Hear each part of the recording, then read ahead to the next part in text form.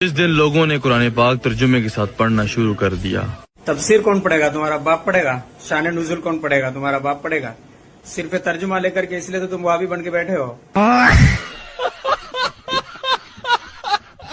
बिस्मिल्लाह का तर्जुमा आपके सारे उलमा ने गलत किया हुआ है, इल्ला माशाअल्लाह। अशरफ थानवी साहब का तर्जुमा शुरू करता हूं अल्लाह के नाम से। करता हूं किस अरबी चीज का तर्जुमा है बताएं? बात तो सही है। और ये बरेलवी इतराज करते हैं देवबंदियों पे कि आपके तो आलिम को तर्जुमा ही नहीं आता था। हमारे आला हजरत का तर्जुमा है अल्लाह के नाम से शुरू करता हूं, करती हूं है ही कोई नहीं बीच में, वरना औरत क्या करेगी? और कहते हैं दूसरी गलती आपके तर्जुमे में है, आपने शुरू से शुरू किया है, हालांकि अल्लाह से शुरू होना चाहिए था।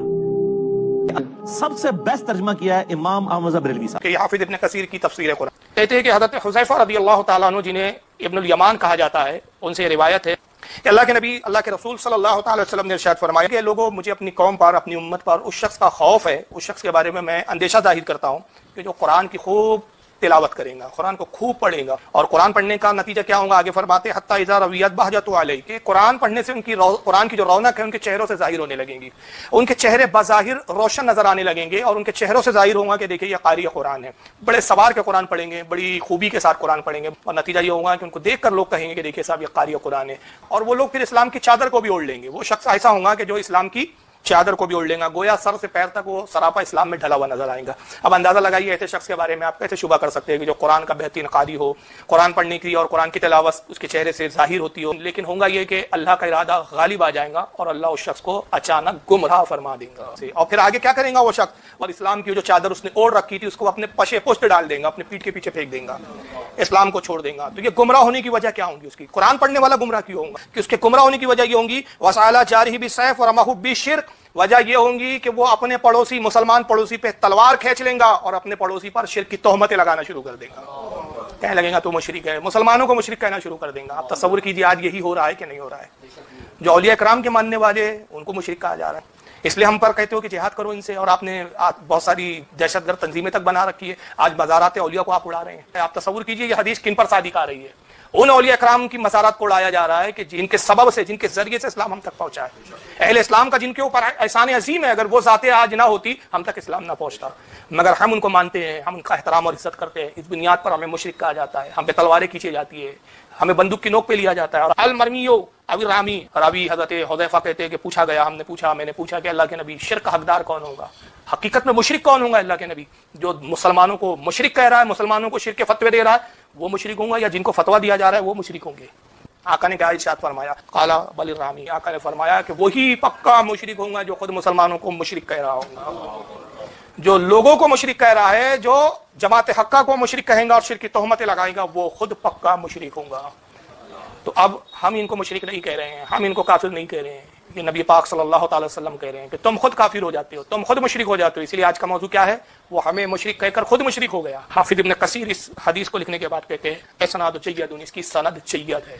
कौन एक है? अल्लाह एक है। राम हरि के युग में आए पर कौन उन्हें पहचाना? रामचंद्र जी के बारे में और श्री कृष्ण जी के बारे में, दोनों के बारे में लिखा है, किताब लिखी कि वो नबी थे।